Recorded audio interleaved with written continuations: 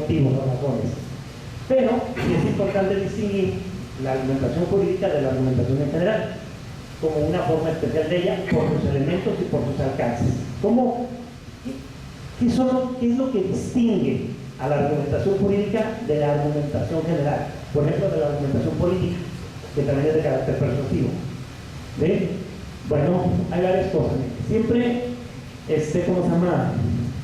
Siempre es importante recordar este punto, ¿no? Que es uno de los elementos que distinguen a la argumentación jurídica.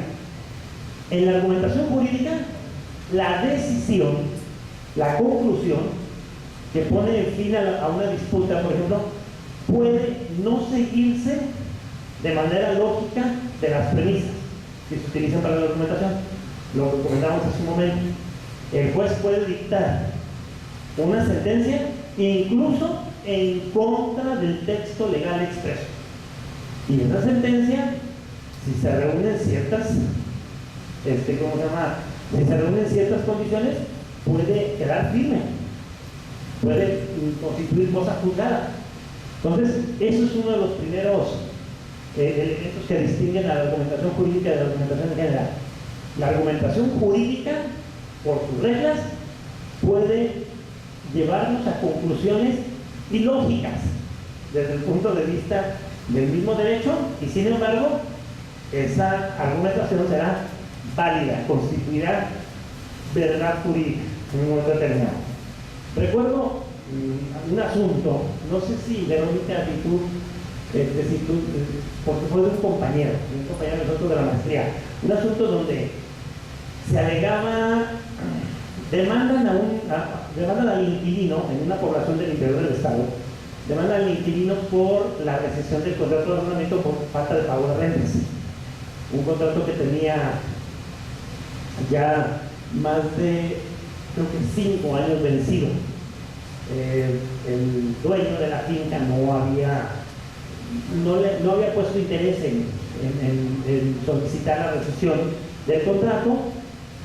Fallecen y sus herederos, si lo llevan a cabo, demandan la rescisión del contrato. La defensa, ¿cómo se llama? El abogado contratado para defender al arrendatario interpone la excepción de acuerdo de prórroga del contrato de arrendamiento, acuerdo verbal del contrato.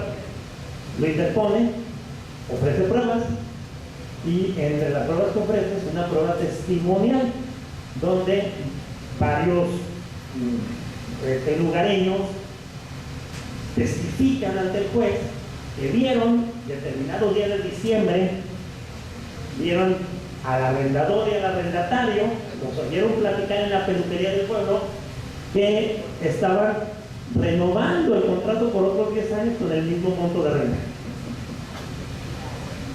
La prueba testimonial fue congruente y conteste. Todos los testigos manifestaron lo mismo, sin contradicciones y sin caer en incongruencias cuando fueron repreguntados. Sí, fue terrible, o sea, fue una verdadera masacre, con un ligero error. Resulta ser que la prueba se señaló que los hechos habían sucedido en los últimos días de diciembre porque el acta de defunción del arrendatario era de los primeros días de enero, 7, 8 de enero, después del 6 de enero, que a la familia le extrañó que no apareciera y fueron a buscarlo y estaban, ¿no?, en su casa. Pero el acta de defunción señalaba que al momento de ser encontrado, el cadáver tenía ya aproximadamente 40 días de evolución cadavérica. Obvio que no pudo estar en los últimos días de diciembre en su pueblo renovando el contrato de arrendamiento. Imposible, ¿no? Pero a la parte actora se le pasó objetar la prueba con ese argumento. Se dicta sentencia, tomando el juez como base el resultado de esa prueba, y decreta la absolución del demandado porque había acreditado su excepción. En ese momento, la parte actora intenta esgrimir la falsedad de los hechos, y porque la prueba y el juez le dice, tú lees. Entonces, pasó el momento procesal oportuno. ¿Sí? No es este el momento procesal oportuno para hacer valer. Debiste haberlo hecho valer en las tachas. Debiste haberlo hecho valer en la opción. Y no lo hizo valer. Entonces, queda firme la sentencia. Se va a apelación. En la apelación, el tribunal de apelación dice: no es el momento, no puedes agregar argumentos que no fueron hechos valer en el juicio. Y se confirma la sentencia. Se va al amparo y el tribunal de amparo le dice lo mismo: no puedes hacer valer argumentos que no hicieron valer en el juicio natural. Y se le niega el amparo. En ese momento, que le prende el foco al abogado, dice: lo que tenía que haber hecho es una denuncia. Va a prender su denuncia y el abogado le dice: pasó el tiempo. Tenías un tiempo para hacer valer la denuncia de los hechos y ya se pasó. ¿Ve? Y quedó firme la sentencia. Esa es una forma, o sea, eso tenemos que aceptarlo. El derecho es susceptible de que suceda. ¿Sí? Es susceptible de que suceda. ¿Sí? No sé, Verónica, por ahí ¿cómo se llama? Un compañero de la universidad nos lo platicó este asunto porque le tocó llevarlo como el abogado defensor y dijo: la verdad, yo nunca creí que fuera a ganar ese juicio. No creí que lo fuera a ganar, no. Y lo ganó básicamente por el descuido de la parte actora, ¿no? Que no hizo la cosa a tiempo oportuno. Ese tipo de cuestiones nos tienen que hacer precavidos frente al punto. O sea, la sentencia, la decisión judicial puede basarse en argumentos que no se desprendan lógicamente, que no sean verdaderos, pero que por las reglas del proceso, las reglas del sistema jurídico, terminen constituyendo verdad jurídica. Pues hay que preguntar con eso. Esa es una diferencia muy importante entre la argumentación jurídica y la argumentación en general, ¿no?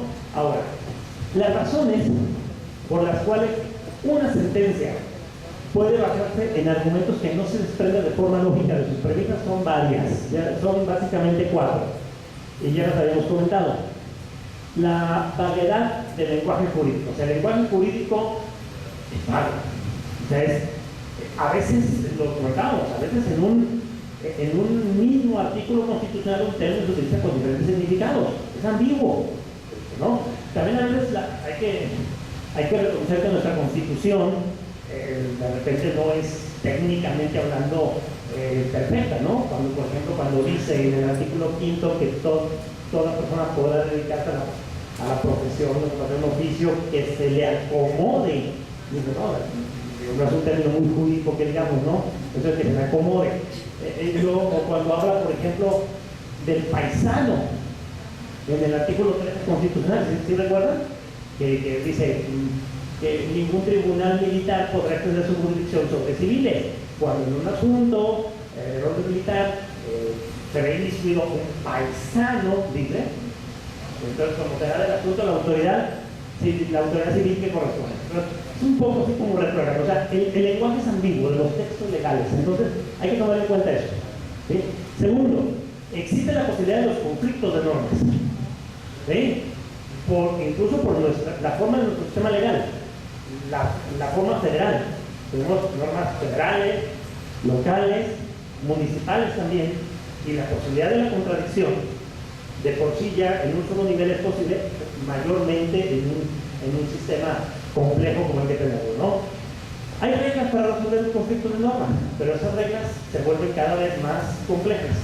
No son tan fáciles como nos las enseñaron a la mayoría en la facultad, ¿no? Y ahora, por ejemplo, el principio pro persona modifica totalmente el sistema de reglas que teníamos para la resolución de los conflictos de normas.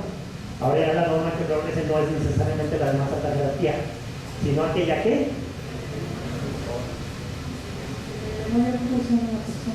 exactamente, sin importar su jerarquía. Entonces, eso es algo que tenemos que también cambiarnos el chip, ¿no? Sobre todo quienes ya fuimos educados, por ejemplo, cuando estudiamos la universidad antes del 2011, así de base, ¿no? Cuando se hizo la reforma a derechos humanos. ¿Por qué? Porque aprendimos, y a veces de memoria, principios que ya actualmente no son del todo vigentes. Una tercera razón para que las sentencias no sean necesariamente lógicas es el hecho de que existen casos cuya regulación legal sea necesaria pero inexistente.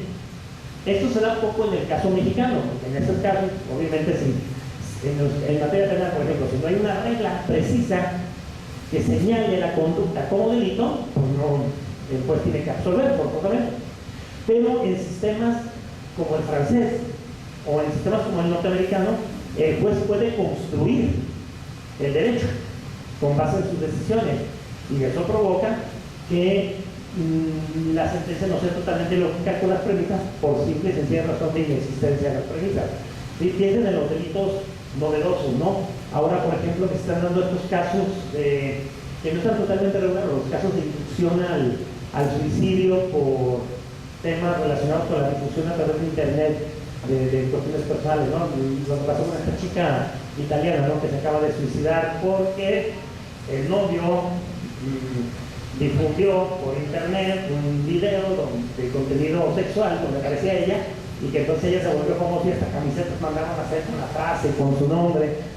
La mujer se dio, o ella terminó, ¿cómo se llama?, interponiendo una denuncia penal para obligar a las empresas de internet a borrar el contenido, el famoso derecho al olvido, pero el juez la condena al pago de las cosas y resulta que no tiene nada para pagar las cosas del juicio, y entonces decide suicidarse. Bueno, esos casos no están contemplados todavía por la legislación, y el juez no puede dejar sin decidirlos, tiene que construir el derecho para decidirlos. Y por último, digamos, la posibilidad de decidir incluso contra el tenor literal de una norma en casos bien señalados, bien especiales, ¿no? Por cuestiones de oportunidad, ya lo comentaba. Ok, hay un tema interesantísimo en la argumentación jurídica, que es el del lenguaje jurídico. En la argumentación jurídica, los textos fundamentales están constituidos por aquellos en los que se expresan las normas vigentes del sistema jurídico. De ahí es donde deberíamos de tomar nuestras premisas, en principio. Nuestras premisas deben de ser los textos jurídicos expresados tal como fueron producidos por el legislador y, ¿cómo se llama?, y obviamente interpretados, cuando es necesario interpretarlos. Las normas jurídicas se relacionan entre sí por razones de jerarquía y validez que deben de tomarse en cuenta para su interpretación y aplicación. Recuerdo las reglas básicas que todos aprendimos, ¿no? Hay una serie de reglas básicas, ¿no? Decíamos, si dos normas del mismo nivel jerárquico diferente se contradicen, debe prevalecer la de más alta jerarquía sobre la de menor jerarquía. Eso nos decía la regla clásica, ¿no? También, si dos normas de la misma jerarquía se contradicen, debe prevalecer la norma más reciente sobre la más antigua. Tratándose de su aplicación, debe prevalecer la norma más específica sobre la más genérica. En sí, hay varias reglas. Estas reglas, comentábamos hace un momento, eran anteriormente de aplicación canónica, así muy simple. El principio pro persona nos viene a dar el traste con esta regla y nos dice, no, ya no es la norma de nivel jerárquico superior la que prevalece. Puede prevalecer la inferior si otorga mayor protección al individuo. Ya no es la norma más reciente la que prevalece, porque existe también un principio de progresividad que nos dice que en el tema de los derechos humanos, cuando se amplía el ámbito del derecho humano, posteriormente no se puede reducir. Es inválida la reducción por el principio de progresividad.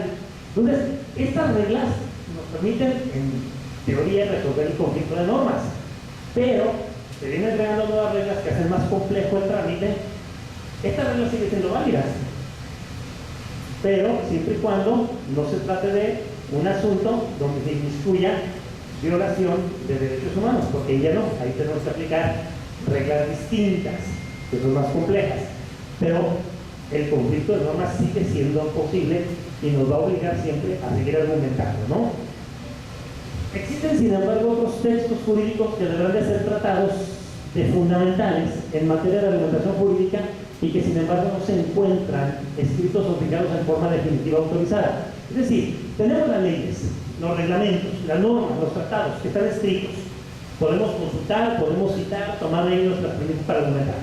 Pero el problema no acaba ahí, porque existen otros textos, por ejemplo, entre comillas, que también tenemos que tomar en cuenta en la argumentación y que no están puestos de manera definitiva en un escrito que quede sin discusión. Me refiero sobre todo, por ejemplo, a dos elementos que señala el mismo Robert Alexis, los postulados del derecho natural, por ejemplo. Cuando el derecho natural es invocado en una argumentación, debemos reconocer que no hay un sitio, un libro, un texto donde podamos consultar esos postulados de forma definitiva e indiscutible. Vamos a tener que discutir, argumentar sobre ellos, vamos a tener que definir razones para considerarlos aplicables o no a algún tema. Y también los denominados principios generales del derecho, ¿sí? Que Manuel Atienza, Loyola Alexis, Theodor Weber llaman la dogmática jurídica, los dogmas del derecho. Existe una serie de dogmas en el derecho, cosas, principios que aceptamos como verdaderos, sin discusión, pero que tampoco están establecidos de forma definitiva en algún texto escrito. ¿Sí? ¿Alguien recuerda, por ejemplo, algún principio general del derecho? De esos que no se discuten. Primero el tiempo, primero el derecho. ¿Quién lo dijo? ¿Sí? ¿Recuerda quién fue la primera persona en postular el principio? No lo sabemos. ¿Sí? ¿Está completa la expresión del principio así como lo dijo la compañera? ¿Es totalmente verdadero el principio así como lo dice ella? Que es la forma de expresión más común. Primero el tiempo, primero el derecho.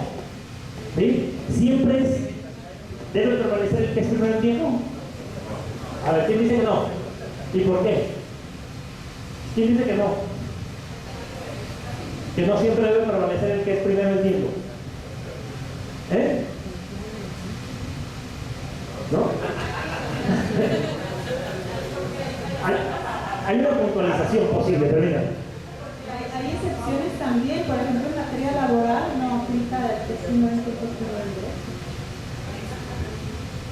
También, por ejemplo, en materia de derechos, por ejemplo, incluso en materia de derechos posesorios, el principio tiene que ser formulado con más precisión. El primero en tiempo es primero el derecho, siempre y cuando la calidad de los derechos sean semejantes. Si la calidad de los derechos es diferente, entonces no opera el principio del primero en tiempo, primero el derecho. ¿Sí? Entonces, esos principios, por ejemplo, los conocemos en su expresión básica, pero tenemos que, cuando vamos a argumentar, cuando vamos a basarnos en ellos para sustentar nuestra postura, ¿no?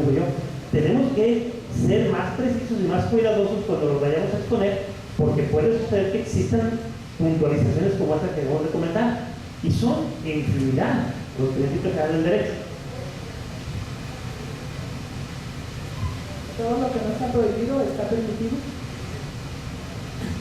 ¿Ese principio es válido así? ¿O admite alguna puntualización? ¿Sí admite? ¿Quién dice? Para los particulares. A ver, para los particulares, todo lo que no está expresamente prohibido está implícitamente permitido.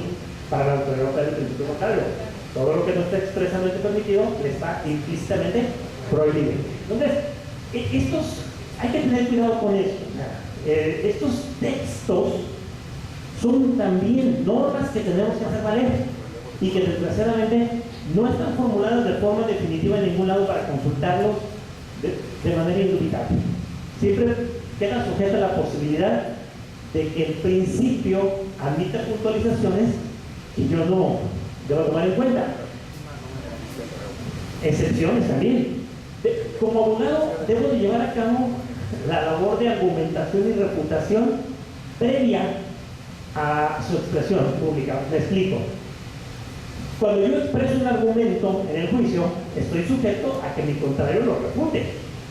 Pero, para no arriesgarme a que esa refutación venga a dar el traste con mi argumento, tengo que llevar la labor, esa misma labor de refutación, la labor de mi contrario la tengo que llevar a cabo yo de forma interna. Formulo para mí, en la privacidad de mi despacho, el argumento, y yo mismo busco las refutaciones. ¿Para qué? Para estar preparado para ellas. ¿Sí? Si conozco las posibles refutaciones, es mucho más probable que formule el argumento de tal manera que no sea susceptible de ser destruido por la refutación. O sea, tenemos que tomar en cuenta este punto. O sea, hay por ahí Bueno, hay por ahí, continuamos con el tema del lenguaje, pero hay por ahí, por ejemplo, muchos temas relacionados con el lenguaje jurídico. No me dejan, yo sé que en este momento nos vamos a ver así como los viejitos, ¿cómo se llama?, melancólicos, pero no me dejarán mentir los abogados que pertenecen a mi generación o anteriores, en el sentido de que el lenguaje jurídico se ha empobrecido, por lo menos por lo que respecta a la enseñanza del derecho en las universidades. ¿Cuántos de los menores de 35 años son capaces, por ejemplo, todavía de expresarse con locuciones latinas? Digamos, de conocer más de 10 locuciones latinas. Se pierden. Y luego, a quienes sí no las enseñaron en la universidad, por ejemplo, dejamos de usarlas porque se dejan de usar en el ámbito general. Aunque no lo crean, es una pérdida. ¿Por qué? Porque las locuciones latinas son argumentos resumidos. A veces son expresiones de términos también resumidos, ¿no? Aquella típica que seguimos usando, el famoso de cuyos. De cuyos para referirnos a quién? Al difunto, a aquel de quien estamos hablando, ¿no? De la herencia. Y que viene de una expresión latina más larga, pero la expresión de cuya sucesión de gallo, que decía aquel de cuya sucesión se trata, era muy larga, se resume de cuyo. Pero hay muchísimas expresiones latinas. A ver, ahí sí, me gustaría que empezáramos por los hombres. ¿Quiénes son los hombres que se atreven a, por ejemplo, decirme alguna locución latina y su significado? ¿Sí? A ver, por allá. Claro, por los jóvenes, ¿no? Venimos con los bajos, más ricos. Una locución latina. No es propiamente un principio pues ni nada, pero es una que dice nemo da cuando nave. Es decir, nadie da lo que no tiene.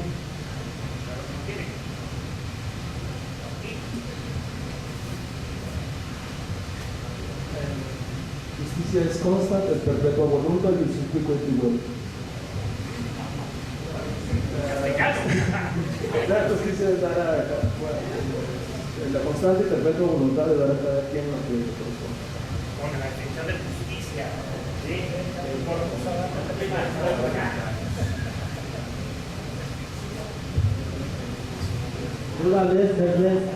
Dura la ley, pero es la ley.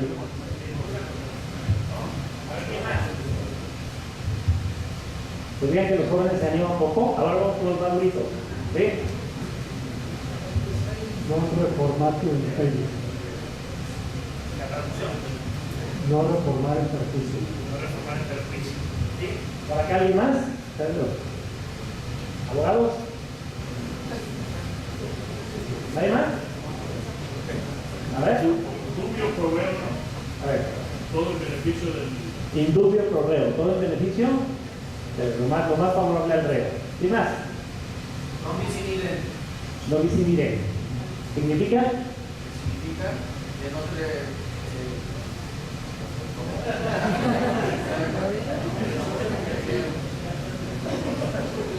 Nadie puede ser juzgado 2 veces por el mismo hecho, por el mismo delito. O sea, hay muchas locuciones latinas y hemos perdido la referencia de ellas.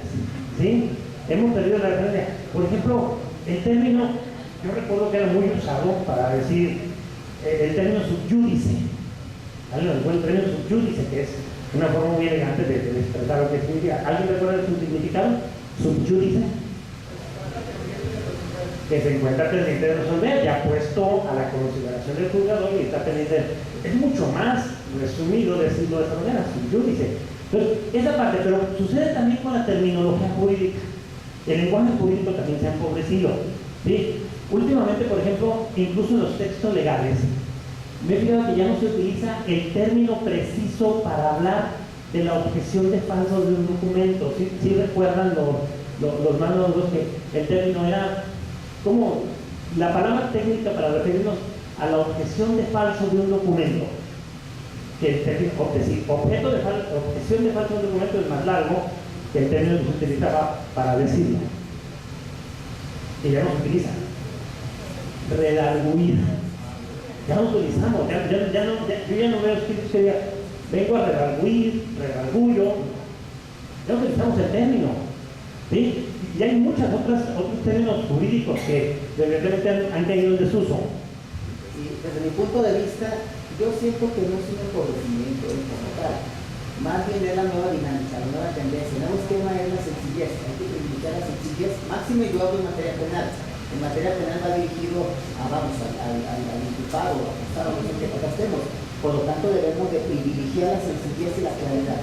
Creo que no es un empobrecimiento, más bien es el nuevo esquema. Es un cambio. Definitivamente el tema va por lo dice el compañero, pero ahorita lo vamos a tocar, precisamente. En realidad estoy en desacuerdo porque creo que el abogado debe tener su propio lenguaje que le da su especialización y debe de conocerlo. Además, estamos en la era de la globalización, nos enfrentamos a diversos sistemas jurídicos y lo único que nos une son los principios generales de derecho en latín, porque significan lo mismo en todos los derechos. Entonces yo creo que es indispensable que el abogado los conozca, que nos procuremos de capacitar en esa área, porque estamos ante la globalización del derecho. Ahí sí, son posturas, incluso es una cuestión interesante. Yo sí hablé de empobrecimiento porque sí me parece un empobrecimiento, porque hablábamos hace rato de dos cosas. Es distinto argumentar que explicar. Poco a poco vamos a tener que caer en que tenemos que explicar las sentencias y las cosas, pero argumentar, cuando discutimos, por ejemplo, sobre el uso del lenguaje técnico en la argumentación, tenemos que decidir entre la claridad y la precisión. Entre más clara sea la expresión de los argumentos, pierde en precisión.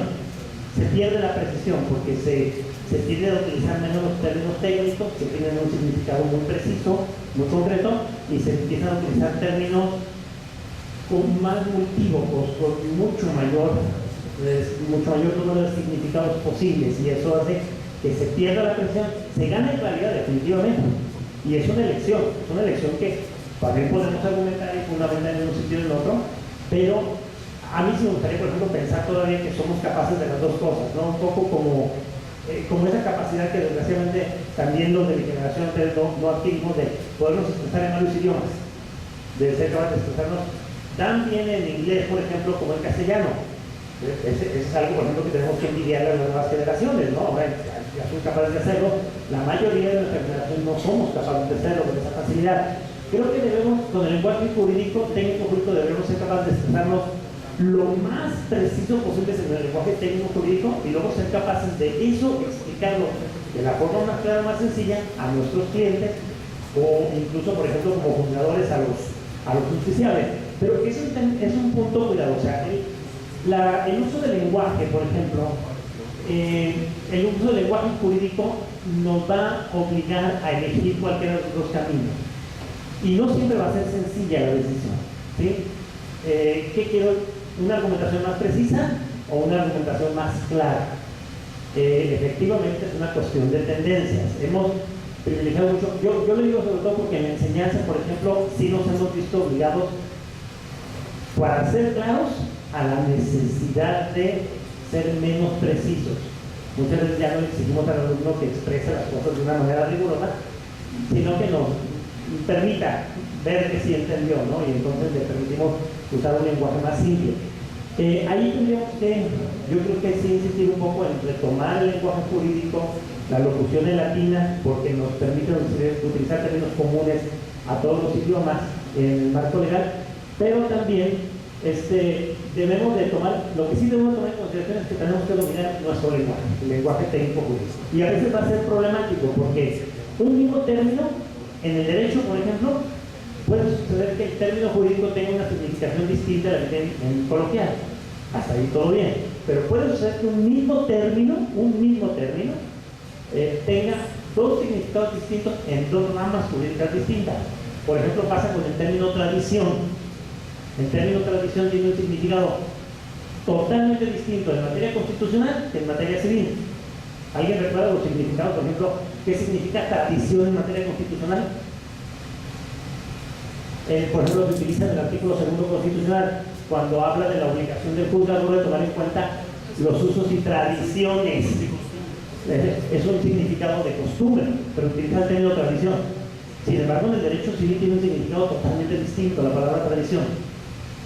¿Alguien recuerda? Lo hace constantemente.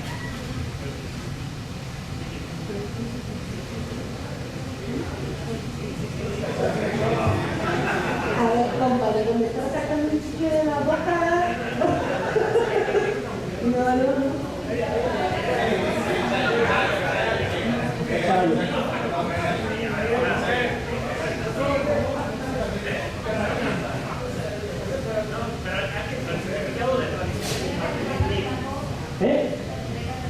La entrega de la cosa.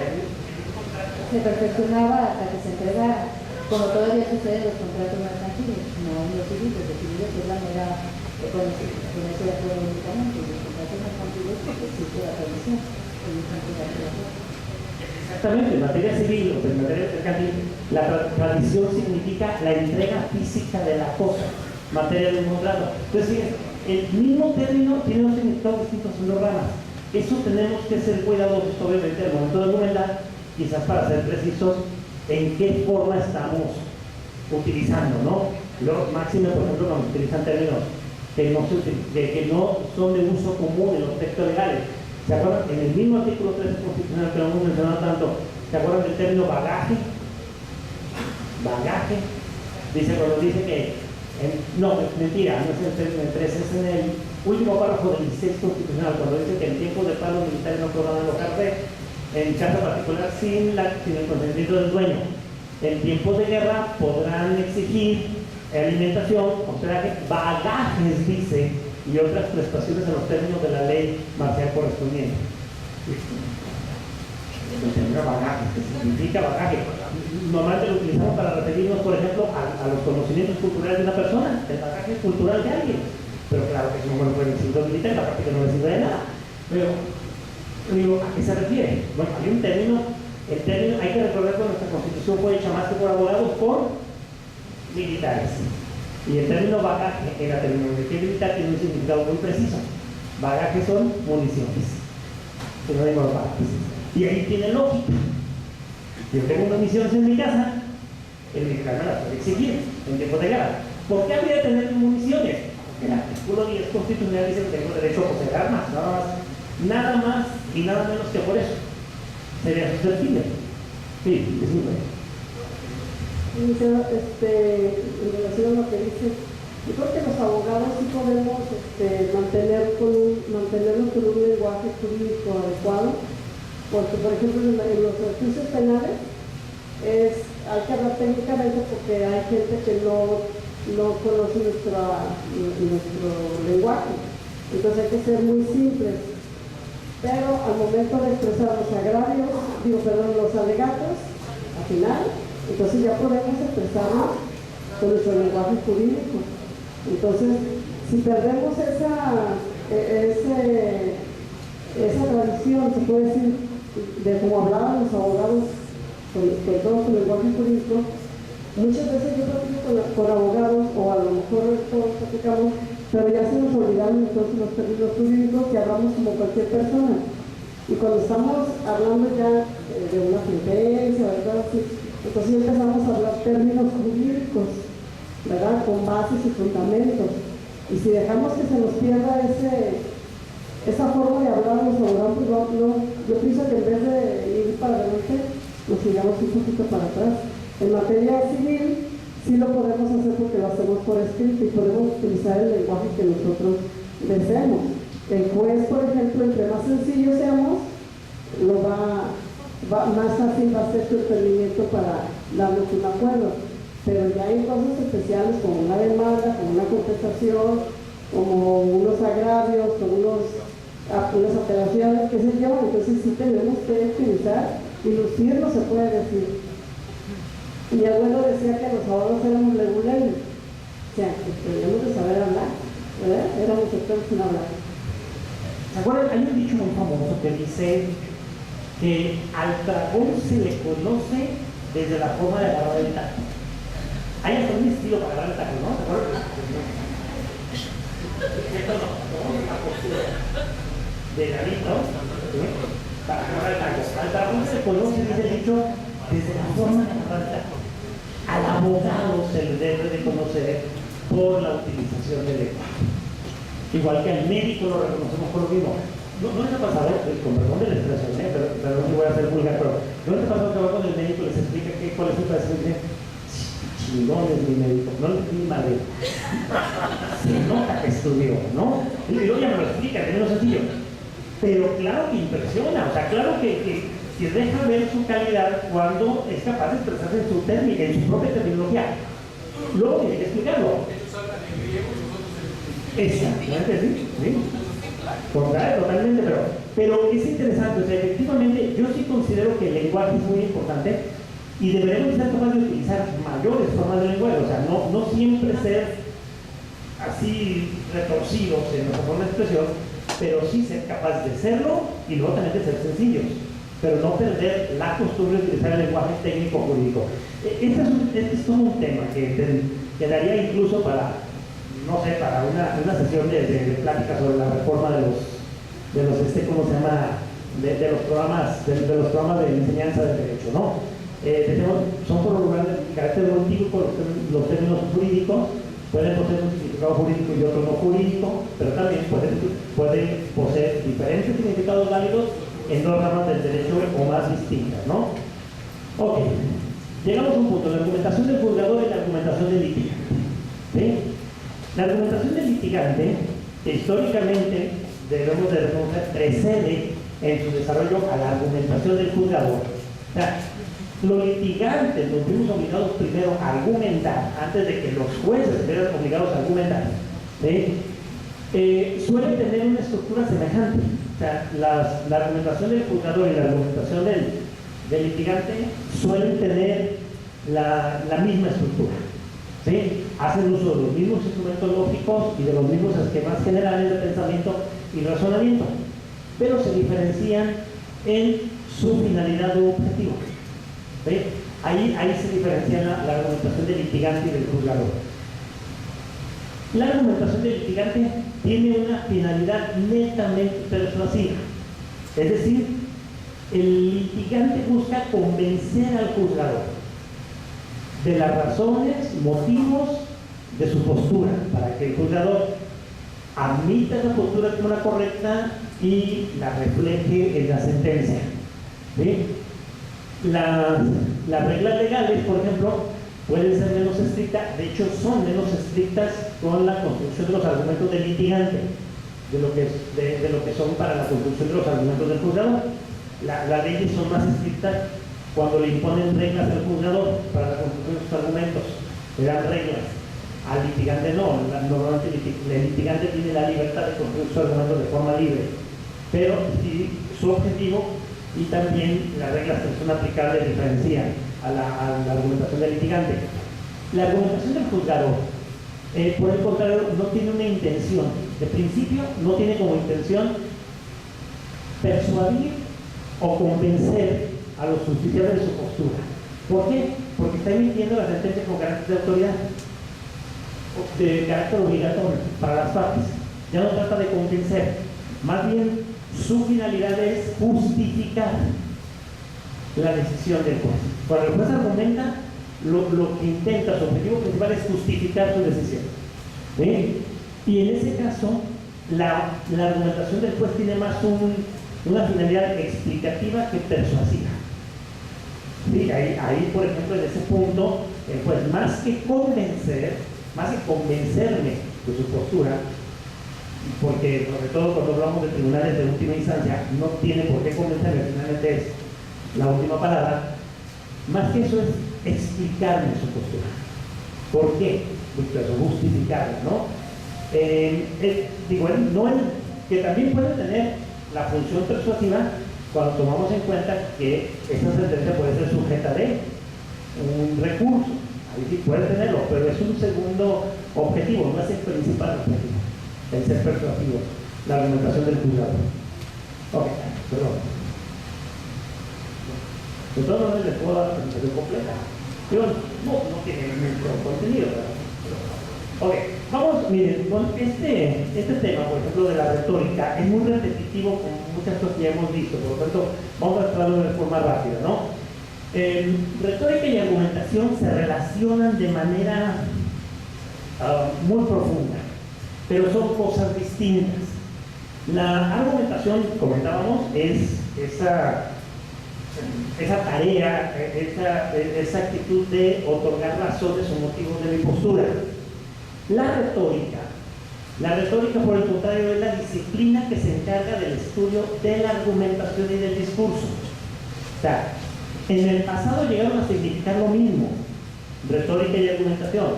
Actualmente, retórica significa la disciplina que estudia a la argumentación, a sus reglas, a sus formas, a la manera en que se debe realizar, y la argumentación se refiere expresamente al hecho de dar motivos o razones de una postura. La retórica, por su naturaleza, es una disciplina de carácter filosófico, así como la ética o como la lógica, ¿sí? Es una disciplina de carácter filosófico. Por su objeto, pertenece más a las ciencias del lenguaje, porque es una disciplina que versa totalmente sobre el lenguaje oral o el lenguaje escrito y sus reglas. Se relaciona más con la gramática y con la sintaxis, por ejemplo, ¿sí? La retórica se desarrolla casi a la par de la argumentación jurídica. Tienen un desarrollo histórico muy parecido, ¿sí? En el pasado se llegó a identificar la retórica solamente con la expresión elegante, rebuscada a veces y aún tramposa de los argumentos sobre un tema cualquiera. Es decir, en el pasado, por ejemplo, los filósofos griegos, por ejemplo Aristóteles mismo, hablaba de retórica en un sentido peyorativo y se refería a aquellos filósofos, por ejemplo los llamados sofistas, que eran capaces de presentar un argumento de forma tramposa para convencer a un auditorio de un argumento falaz. Se llegó a identificar con ese sentido. Se confundía retórica con oratoria, y no solamente con cualquier oratoria, sino con el ejercicio deleznable, el ejercicio despreciable de la oratoria. Entonces, se utilizaba con finalidades, ¿cómo se llama?, negativas, ¿no? Había sofistas que decían que eran capaces de defender las causas contrarias con la misma eficacia, ¿sí? Defender en un mismo pleito al acusado y formular la acusación con la misma eficacia. Desde la antigüedad también se ha tratado de separar lo que es la oratoria de la retórica, ¿sí?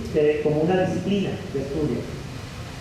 La retórica y la argumentación, decíamos, han estado unidas desde su nacimiento, desde el nacimiento de la primera, de la retórica, ¿sí?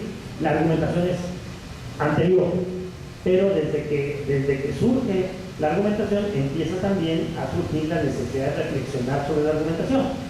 En cuanto aparecen los primeros discursos oratorios y empiezan los efectos prácticos de esos discursos, empiezan a reflexionar también sobre esos discursos otras personas. O sea, qué tan válido es hacerlo, cómo se debe de hacer. Hay formas buenas, hay formas adecuadas de hacerlo y formas inadecuadas, ¿sí? Ambas, la retórica y la oratoria, surgen en la aproximadamente en el siglo V antes de Cristo, en la cultura griega, ya lo hemos comentado. Los pensadores griegos, que también habían inventado para esta misma época la filosofía, se dieron a la tarea de analizar los instrumentos de la oratoria, de analizar los argumentos y ver si siempre eran válidos o a qué obedecía que en algunos casos los argumentos fueran válidos y en otros casos no fueran válidos. ¿Cómo se podía construir un argumento válido? En eso consiste el análisis de la retórica. No resulta extraño, por ejemplo, que dos de los tres grandes filósofos de la antigüedad, Platón y Aristóteles, hayan producido grandes obras de análisis de la retórica, ¿sí? Ya antes de Platón, algunos otros filósofos como Córax de Siracusa, Protágoras de Artera, Lisias e Isócrates ya habían reflexionado sobre la argumentación, ya habían reflexionado sobre cómo se argumentaba de forma válida, ¿no? Platón es el primero de los importantes que lo hace en sus diálogos. Algunos de sus diálogos los dedican exactamente a la crítica de los sofistas para señalar por qué no toda argumentación es válida Platón por ahí les dedica varios de sus diálogos y los critica por poder defender posturas contrarias, y dice que eso no es válido. Desde el principio hay en los filósofos griegos hay la intención de que el análisis de la retórica, el análisis de los argumentos, sea a la vez de un análisis de la forma del argumento, un análisis del valor moral del argumento. O sea, la retórica se utiliza por los primeros filósofos en forma siempre unida a la moral, de hablar de la moralidad en la expresión de los argumentos, ¿no? Que obviamente eso había quienes consideraban que eran cosas totalmente diferentes y que si el argumento era convincente, poco importara que fuera moral. Pero los grandes filósofos siempre dicen, el argumento no basta que sea correcto, no basta que sea verdadero, debe ser además un argumento expresado con base en principios morales también aceptables. Por ejemplo, ese énfasis se puede ver incluso desde los temas de las obras de sus autores. Por ejemplo, Isócrates le llama a su principal texto sobre la retórica contra los sofistas, así le llama a su texto, ¿no? Y también Platón, por ejemplo, en los diálogos los hace materia de reflexión y ataca a los sofistas, que no es válido defender cualquier postura, deben defender solamente las posturas verdaderas o las posturas que correspondan a la verdad o a lo moralmente aceptable. ¿Sí? Aristóteles va a ser el primer filósofo que va a escribir una obra mayor sobre la retórica, precisamente el libro conocido como Retórica, así simple y sencillamente. En ese libro Aristóteles analiza, por ejemplo, los elementos para construir un argumento convincente. Es el primero que nos va a hablar de las premisas. De hecho, a la forma de argumentar más generalmente usada en el derecho se le sigue llamando silogismo aristotélico, porque lo tomamos desde él y desde ahí lo hemos seguido ejerciendo más o menos en forma parecida, aunque más refinada. Aristóteles se centra sobre todo en la retórica como una técnica o un arte, y él incluso dice que esa técnica o arte puede ser utilizada para el bien o puede ser utilizada para el mal, y lo compara con la medicina, con el estudio de las propiedades de las plantas y las sustancias que se pueden ser utilizadas para curar o pueden ser utilizadas para matar, para producir la muerte. Lo mismo acá, él habla de técnica retórica. El título original del libro es técnica retórica, y de arte, pues de la retórica habla él. Aristóteles define la retórica como el dominio de los medios para hacer convincentes los argumentos esgrimidos. Dice, la retórica consiste en conocer los medios por los cuales puedo hacer convincente un argumento. Es una técnica, es un arte, dice él. Y ese arte depende de tres factores principales.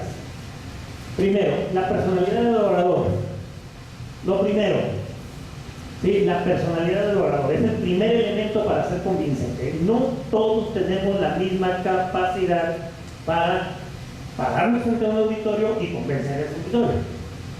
¿Sí? Habrá quienes la posean en mayor o menor medida.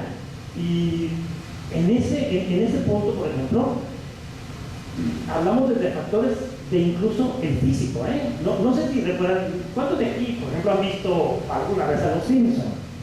Sí, no, creo que todos lo hemos visto. Hay un capítulo fabuloso de Los Simpsons, no sé si lo recuerden, donde Homero, con una trampa en su seguro médico, logra hacerse con un medicamento milagroso que le hace que le salga el pelo. ¿Se acuerdan de ese capítulo? Maravilloso. Le sale el pelo y a partir de ese momento se vuelve una persona respetable, todo el mundo le hace caso, ven lo que dice como expresiones inteligentes, lo suben de puesto en su trabajo, le dan un puesto ejecutivo, le suben el sueldo, ¿no? Y todo eso se pierde cuando vuelve a perder el cabello, ¿no? De repente en la última parte de ese capítulo pierde el cabello, se para decir un discurso muy bien construido y todos dicen, este calvo, ¿qué nos quiere decir? O sea, si no es capaz ni de mantener el cabello, ¿cómo nos va a decir cómo manejar nuestra empresa? O sea, hay aspectos incluso tan simples como eso. En la personalidad del orador influyen infinidad de cuestiones concretas, pero es el primer factor al que alude Aristóteles para que un discurso sea efectivo, una argumentación sea efectiva. La segunda es la capacidad de poner al oyente en una cierta situación emocional. O sea, Aristóteles dice, el buen orador es aquel que logra poner al auditorio de su parte, que lo logra poner en esa situación de euforia o en esa situación de enojo, depende de lo que se trate. Y hay oradores famosos por eso. El ejemplo más claro, desgraciadamente no el más plausible, pero sí el más claro, Hitler, ¿no? Logró convencernos, un día se levantó como esa caricatura de Pinky, y logró convencernos de vamos a conquistar el mundo, ¿no? Ahora 100 millones de alemanes a intentar conquistar Europa en algún lado. ¿Cómo se llama la ley que nos pusieron a todos, ¿no? Se mudaron a todos los europeos, incluyendo ellos mismos. Pero es importante esa capacidad de poner al auditorio en una situación emocional. No depende solamente del orador, también depende del auditor mismo. O sea, el auditor tiene que ser sugestionable, tiene que ser susceptible de poner en ese estado emocional, dice Aristóteles. Y por último, dice también el don de delinear la exposición para mostrar algo como verdadero o aceptable. Esos tres factores son los que dice Aristóteles hacen convincente un argumento. Tenemos que tomarlos en cuenta, no